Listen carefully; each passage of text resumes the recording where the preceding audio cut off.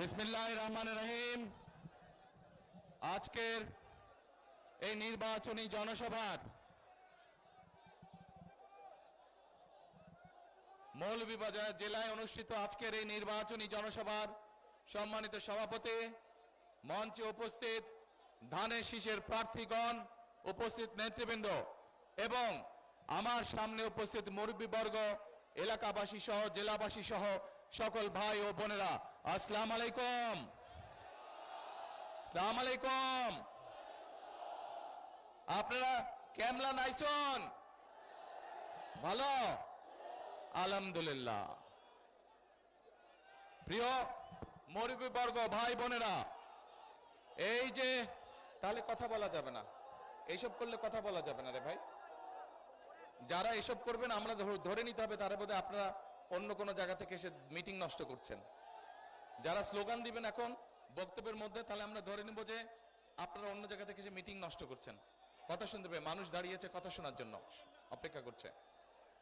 প্রিয় মুরব্বীবর্গ, ভাই বোনেরা, এই যে আজকে এখানে লাখো জনতা, এই যে আমরা আজকে এই যে নির্বাচনের দিকে আগাচ্ছি, কিভাবে আমরা আগাচ্ছি, কি পরিস্থিতিতে আমরা এই জায়গায় এসে দাঁড়িয়েছি আপনারা দেখেছেন, আপনারা জানেন, সব আপনাদের সামনে ঘটেছে। কি গত 15-16 বছর ধরে আমরা দেখেছি নির্বাচনের নামে, তথাকথিত নির্বাচনের নামে কতগুলো তামাশা হয়েছে। একবার আমিরাবির নির্বাচন হয়েছে, একবার নিশিরাতের নির্বাচন হয়েছে, আরেকবার ভোট চুরি নির্বাচন হয়েছে। একটির পর একটি তথাকথিত নির্বাচন হয়েছে, অর্থাৎ জনগণকে ভোট দিতে দেয় নাই। আপনারা গত 15 বছর ভোট দিতে পেরেছেন? ভোট দিতে পারেন নাই। প্রিয় ভাই বোনেরা, এই যে 2024 সালের যে 5ই আগস্ট এই দেশ থেকে যারা পালিয়ে গিয়েছে, একটা দল এই দেশ থেকে পালিয়ে গেছে না? এরা গত 15-16 বছর বাংলাদেশের মানুষের ভোটের অধিকারকে কেড়ে নিয়েছিল, মানুষকে ভোট দিতে দেয় নাই।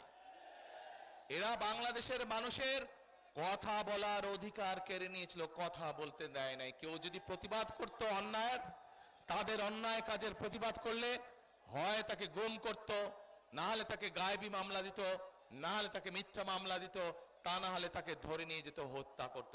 এরকম সারা বাংলাদেশে হাজার হাজার শত শত এরকম ঘটনা ঘটেছে না? ঘটেছে। এখন প্রিয় ভাই বোনেরা, শুধু যে তারা মানুষের বাক স্বাধীনতাকেই হরণ করেছে তা নয়, শুধু যে মানুষের ভোট ছিনতাই রাহাজানি করেছে, ভোট ডাকাতি করেছে, শুধু তাই নয়, তারা এই বাংলাদেশের মানুষের অর্থ সম্পদ টাকা পয়সা সব লুটপাট করে বিদেশে পাচার করে দিয়েছে। এবং এই কারণেই আপনারা দেখেছেন, এই যে এখানের বক্তারা বললেন যে গত 15 বছর এই এলাকার না কোনো মেডিকেল কলেজ হয়েছে, না কোনো হাসপাতাল হয়েছে, না কোনো রাস্তাঘাটের অবস্থা ভালো হয়েছে। কোনো উন্নয়নের কাজ হয় নাই। দেশনেত্রী খালেদা জিয়ার সময় 2001 থেকে 2006 সাল পর্যন্ত আমরা অনেকগুলো, সাইফুর রহমান সাহেব অনেকগুলো প্রকল্প নিয়েছিলেন এই এলাকার উন্নয়নের জন্য। কিন্তু 2008 সালে সেই ষড়যন্ত্রের নির্বাচনের মাধ্যমে ওই স্বৈরাচাররা যখন ক্ষমতা দখল করলো, সব বন্ধ হয়ে গেল এলাকার মানুষের উন্নয়নের জন্য। এবং যেহেতু দেশে সত্যিকার ভাবে কোনো ভোটের ব্যবস্থা ছিল না, যেহেতু মানুষের কথা বলার অধিকার ছিল না, সেই জন্য মানুষের দুঃখ কষ্টগুলো মানুষ গিয়ে যে কাউকে বলবে, এলাকার সমস্যার কথা গিয়ে যে মানুষ কাউকে বলবে, সেই মানুষটিও ছিল না। আমরা তখন কি দেখেছি? আমাদের সেই সংসদ ভবনে কি দেখেছি? গান হচ্ছে, প্রশংসা হচ্ছে, এমন সব কাজ হচ্ছে যা দেশের মানুষের কাম্য নয়। প্রিয় ভাই বোনেরা, 71 সালে এই দেশের মুক্তিযোদ্ধারা নিজের জীবন উৎসর্গ করে দেশকে স্বাধীন করেছিলেন। 71 সালে দেশ স্বাধীন হয়েছিল। তারপরে বিভিন্নভাবে মানুষের ভোটের অধিকার, কথা বলার অধিকার কেড়ে নেওয়ার চেষ্টা হয়েছে। শহীদ রাষ্ট্রপতি জিয়াউর রহমানের সময় দেশে বহুদলীয় গণতন্ত্র চালু হলো। আবার এরপরে চেষ্টা হয়েছে বিভিন্ন ষড়যন্ত্র করে বিএনপিকে দাবিয়ে রাখতে। জনগণের শক্তিতে 91 সালে যখন খালেদা জিয়া সরকার গঠন করলেন, তখন উনি আবার সংসদীয় পদ্ধতি সংসদীয় ব্যবস্থা করলেন, কারণ এই ব্যবস্থার মাধ্যমে এলাকার মানুষের উন্নয়ন হয়, এলাকার উন্নয়ন হয়। এই যে আজকে আপনাদের সামনে 4 জন ব্যক্তির হাতে, এই এলাকার 4 জন মানুষের হাতে আমি ধানের শীষ তুলে দিয়েছি, তারা হচ্ছে আগামী দিনের এই এলাকার উন্নয়নের দূত।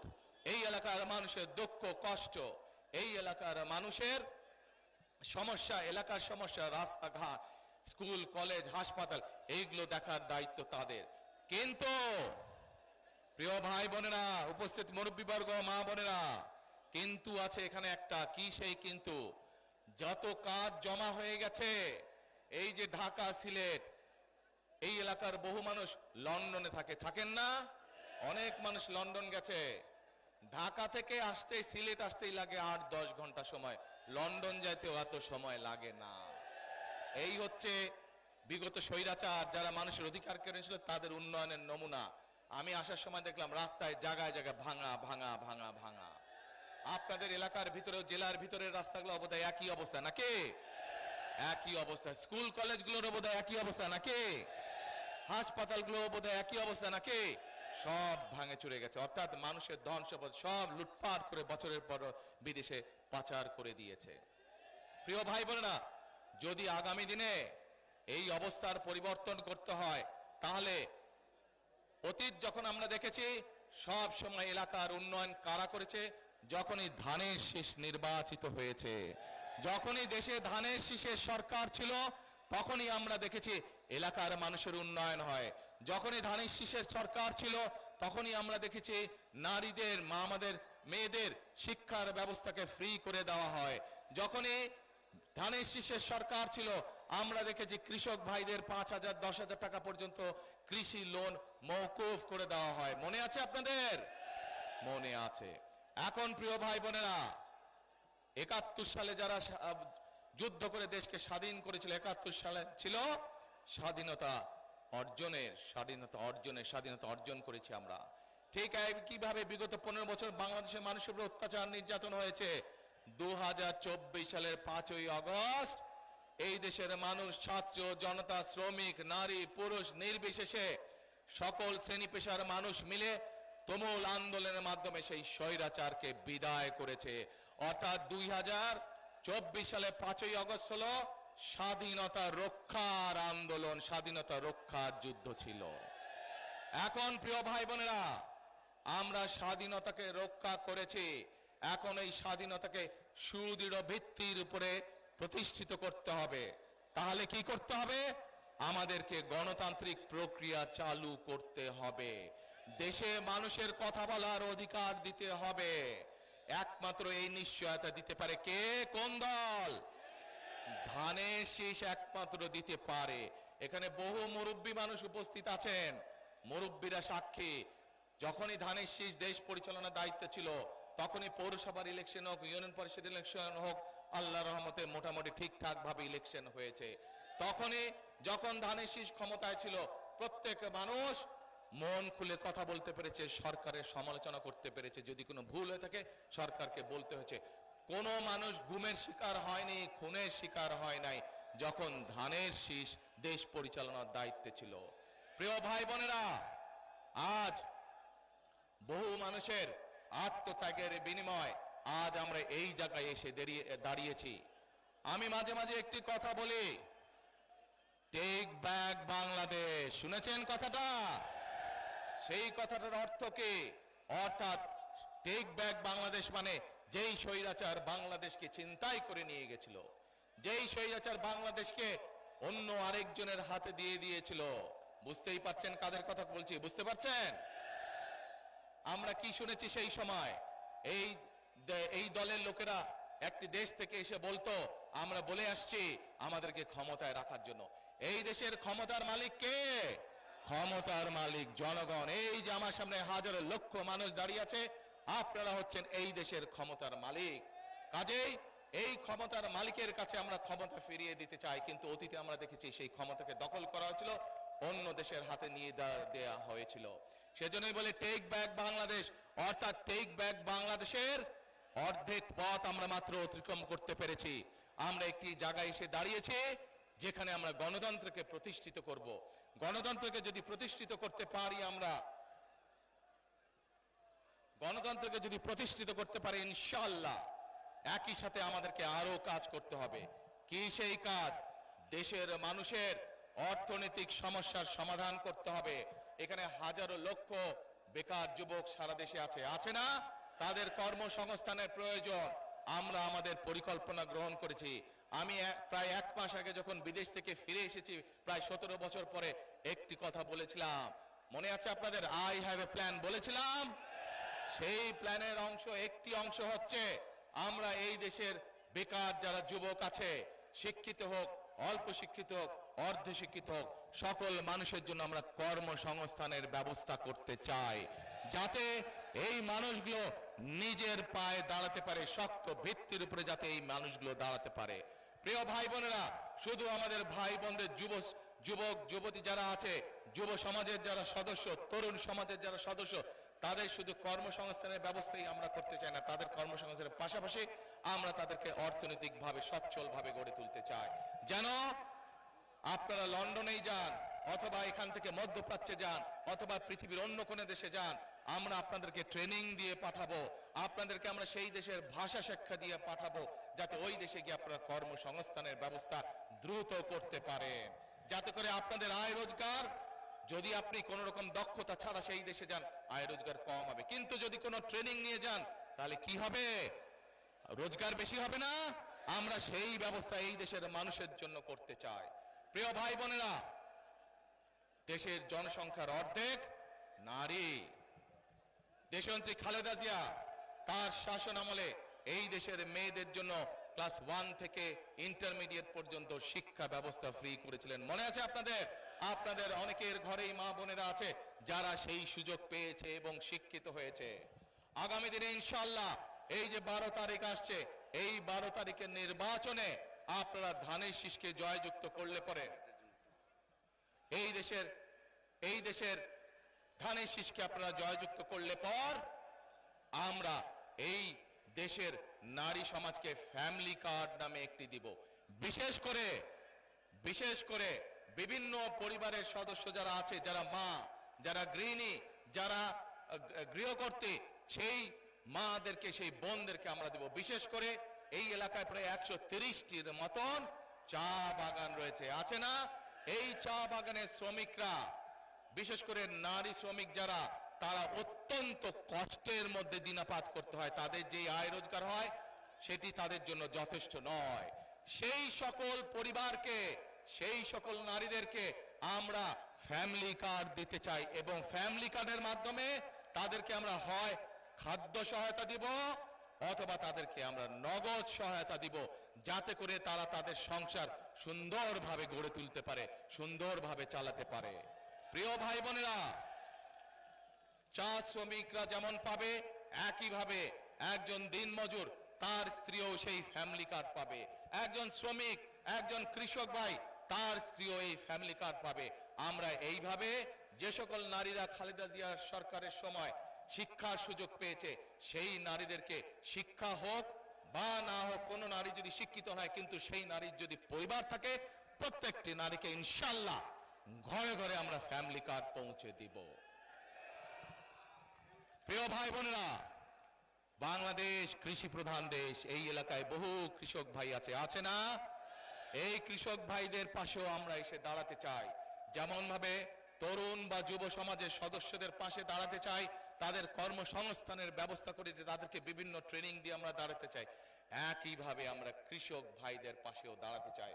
কৃষক ভাইদের পাশে দাঁড়িয়ে কৃষক ভাইদেরকেও আমরা, নারীদেরকে যেরকম আমরা ফ্যামিলি কার্ড দিব, কৃষক ভাইদেরকে আমরা একটি কৃষক কার্ড দিতে চাই, যেই কার্ডের মাধ্যমে তারা ঋণ সহায়তা সহ, সার বীজের সহায়তা সহ বীমা সহায়তা পাবে, যাতে করে তার বিপদের সময় সরকার তার পাশে থাকতে পারে, যাতে করে এই দেশের, সারা বাংলাদেশের কৃষকরা ধীরে ধীরে তাদের অর্থনৈতিক মেরুদণ্ড যাতে মজবুত হতে পারে, কৃষক যাতে নিজের পায়ে দাঁড়াতে পারে, সেই জন্য আমরা পরিকল্পনা গ্রহণ করেছি। কিন্তু প্রিয় ভাই বোনেরা, এই পরিকল্পনাগুলো বাস্তবায়ন করতে হলে কি করতে হবে? পরিকল্পনাগুলোকে একমাত্র তখনই বাস্তবায়ন করা সম্ভব হবে যখন আপনারা এই দেশে ধানের শীষের সরকার প্রতিষ্ঠিত করতে পারবেন। ধানের শীষের সরকার প্রতিষ্ঠিত হলেই জনগণের জন্য কাজ করতে পারবে, জনগণের জন্য কাজ করবে, দেশের পরিবর্তন ঘটাবে। প্রিয় ভাই বোনেরা, আমরা আরেকটি পরিকল্পনা গ্রহণ করেছি।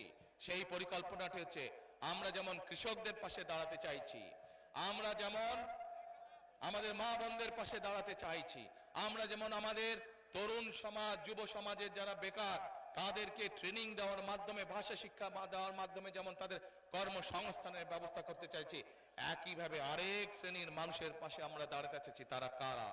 তারা আমাদেরই আপনজন, আমাদেরই নিকটজন।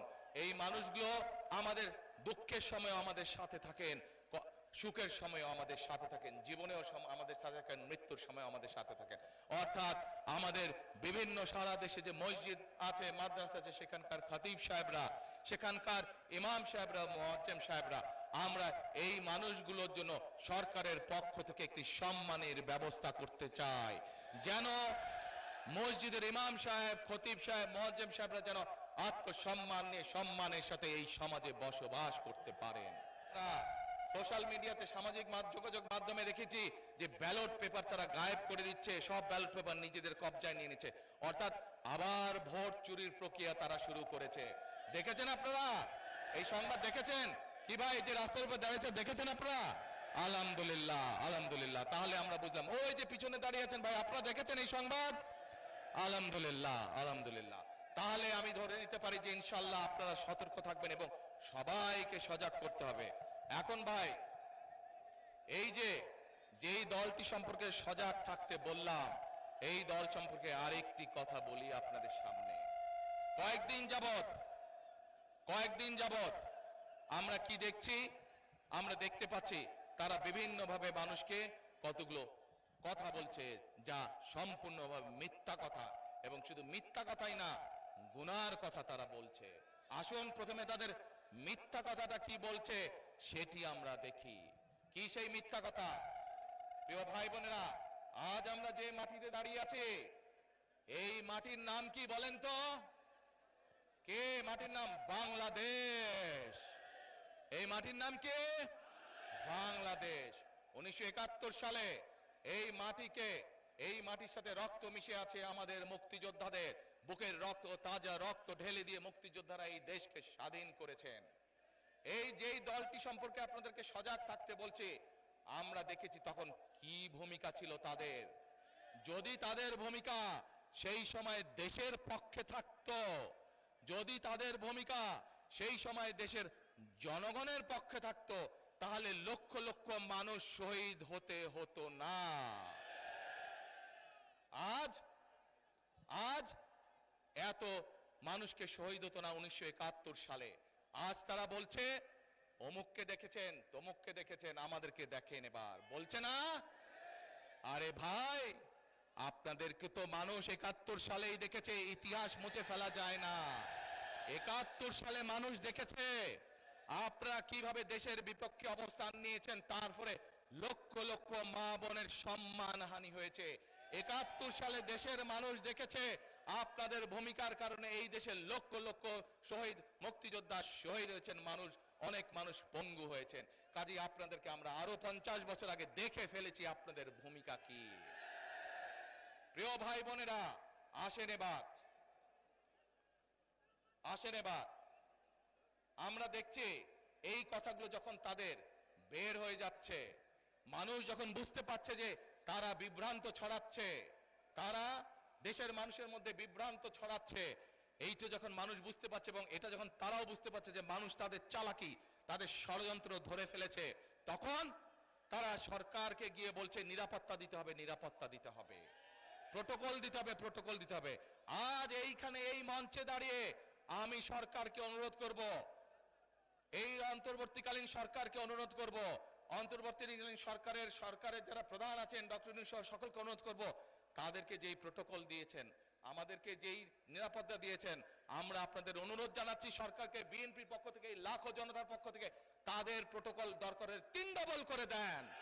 কারণ তাদের প্রোটোকল 3 ডবল করে দেন, কারণ তারা মানুষকে বিভ্রান্ত করছে এবং মানুষ এটা জানতে পেরে মানুষ তাদের উপরে ক্ষিপ্ত হচ্ছে। আমরা চাই না মানুষ ক্ষিপ্ত হয়ে মানুষ কিছু করে বসুক তাদেরকে।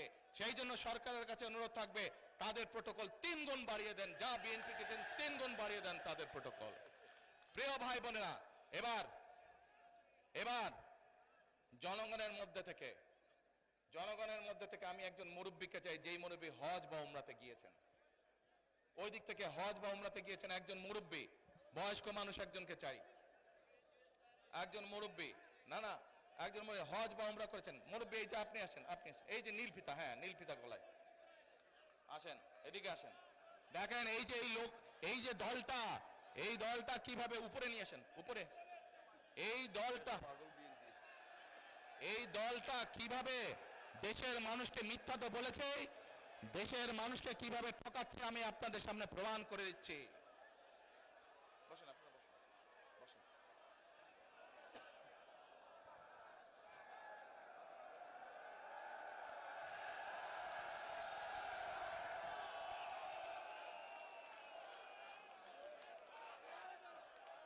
মুরব্বী আপনার নাম কি? এই আপনাদের এলাকার মানুষ, এই এলাকার মানুষ চিনেন ওনাকে?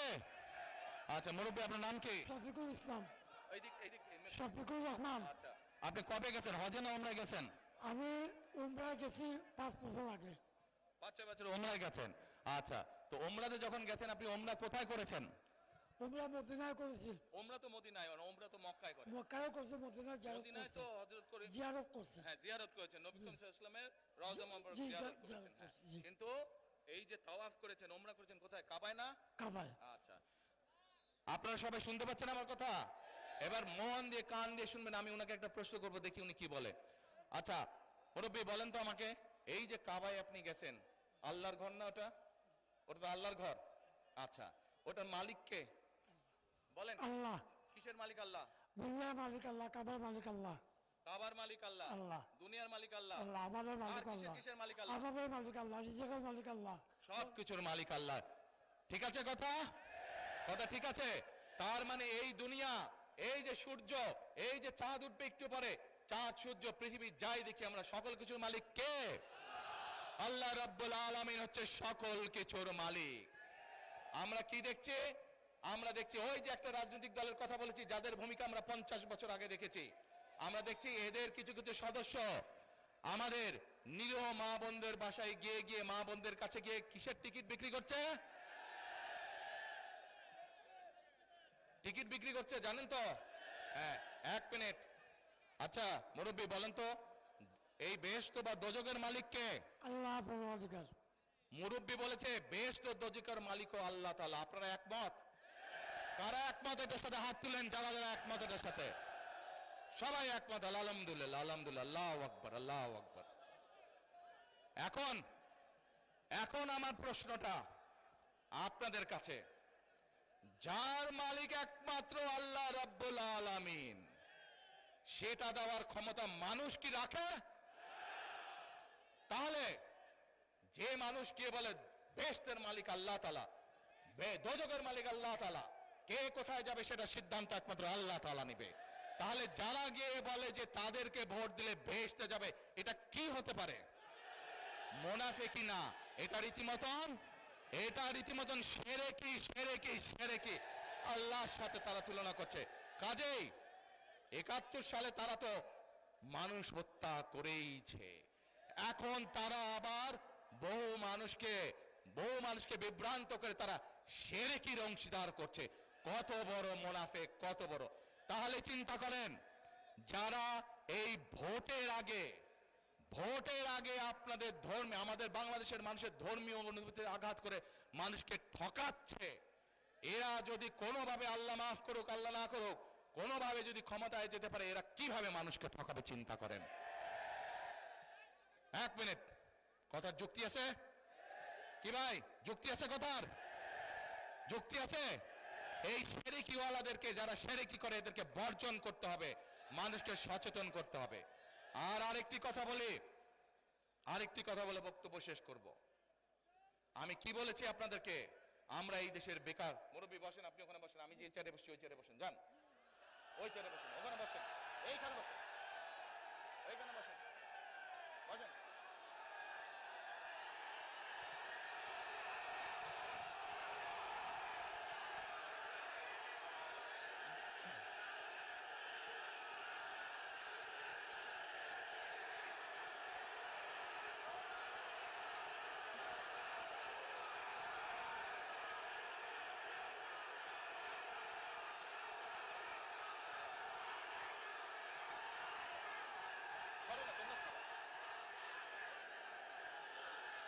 ভাই আসরের আজান দিবে, আসেন আমরা বক্তব্য শেষ করে আসরের আজান দিবে, মাগরিব হবে, বহু মানুষ বহু দূরে যেতে হবে।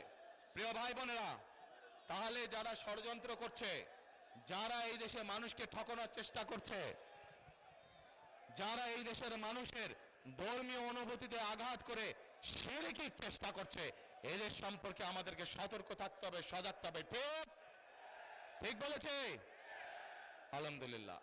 এখন প্রিয় ভাই বোনেরা, বিএনপি বিশ্বাস করে এই যে লক্ষ জনতা, এই সারা বাংলাদেশের কোটি কোটি যে জনতা, এরাই হচ্ছে বিএনপির রাজনৈতিক শক্তির মূল উৎস। মূল উৎস হচ্ছে বিএনপি বিশ্বাস করে আপনারা জনগণ হচ্ছে বিএনপির সকল রাজনৈতিক ক্ষমতার শক্তি উৎস। আমরা শহীদ জিয়ার সময় এখানে বহু মুরব্বী উপস্থিত ছিলেন, শহীদ জিয়ার সময় দেখেছেন কিভাবে খাল খনন হয়েছে। আপনাদের এলাকায় হয়েছিল? হয়েছিল। আমরা সেই খাল খনন করতে চাই। কে কে চান খাল খনন করব? সবাই চান খাল খনন করব। খাল খনন করলে উপকার হবে এলাকার, খাল খনন করলে এলাকার পুরা জেলার মানুষের উপকার হবে। আমরা যে ফ্যামিলি কার্ড বলেছে, এক মিনিট ভাই, এক মিনিট দাঁড়াও। এই যারা স্লোগান দিবা এখন বুঝবো যে অন্য কেউ তোমরা গুপ্ত গুপ্ত। আচ্ছা, এখন সেই জন্য চুপ করতে, শান্ত হতে হবে সবাইকে। এখন প্রিয় ভাই বোনেরা, খাল আপনারা কাটতে চান, আমরা আমাদের নদীগুলো, খালগুলোতে, ক্ষেতগুলোতে পানি রাখতে চাই, খাল ইনশাআল্লাহ কাটবো। আপনারা সকলে হাত তুলে বললেন। খাল কাটতে হলে ধানের শীষকে জয়যুক্ত করতে হবে। এবার আসেন, এই যে একটু আগে বলেছি, আমাদের গরিব চা বাগান শ্রমিক যে নারীরা আছে, তাদেরকে আমরা ফ্যামিলি কার্ড দিতে চাই। এইটা কারা কারা এর সাথে একমত? শুধু শুধু যে চা বাগান শ্রমিকরা নারীরা পাবে তা না, অন্য অন্য নারীরাও পাবে এই ফ্যামিলি কার্ড। কারা একমত? কারা চান আমরা নারীদেরকে কার্ডের ব্যবস্থা করি? আলহামদুলিল্লাহ।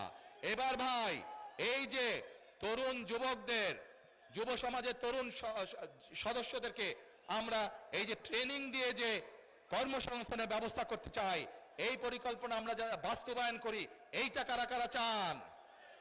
কর্মসংস্থানের ব্যবস্থা, আলহামদুলিল্লাহ, এইটা চান। আচ্ছা, তারপরে এই যে বললাম, এই যে মুয়াজ্জিম সাহেবদেরকে, খতিব সাহেবদেরকে আমরা একটু সম্মানের ব্যবস্থা করি, এটার সাথে কারা কারা একমত? আলহামদুলিল্লাহ, আলহামদুলিল্লাহ।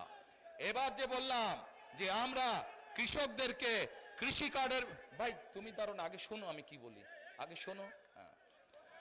এই যে বললাম কৃষি কার্ডের ব্যবস্থা কৃষক ভাইদেরকে জন্য, যাতে করে তাদেরকে কৃষি ঋণ দিতে সুবিধা হয়, যাদেরকে যাতে করে তারা বীমা সুবিধা পায়, তারা বীজ সারের সুবিধা পায়, এইটা যাতে আমরা করতে পারি, এই পরিকল্পনার সাথে কারা কারা একমত? আলহামদুলিল্লাহ। প্রিয় ভাই বোনেরা, এই কাজগুলো আমরা দেশের মানুষের জন্য করতে চাই, কিন্তু আমরা তখনই করতে পারবো যখন আপনারা ঐক্যবদ্ধভাবে সকলে আপনারা ধানের শীষকে জয়যুক্ত করবেন, ইনশাআল্লাহ তখনই আমরা করতে পারবো। সেজন্যই আমি একটি কথা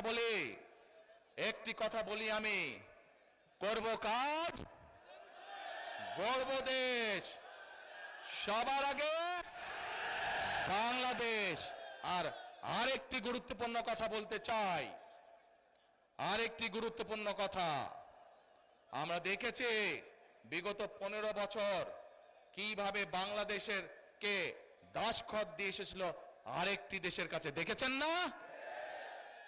71 সালে আমরা দেখেছি এই যে যেই দলটা, রাজনৈতিক দলটা মানুষকে শিরকি করাচ্ছে, মানুষকে মিথ্যা কথা বলছে, বিভ্রান্ত করছে, তাদেরকে আমরা দেখেছি অন্য আরেকটি দেশের সাথে দাসখত দিতে, দেখেছি না?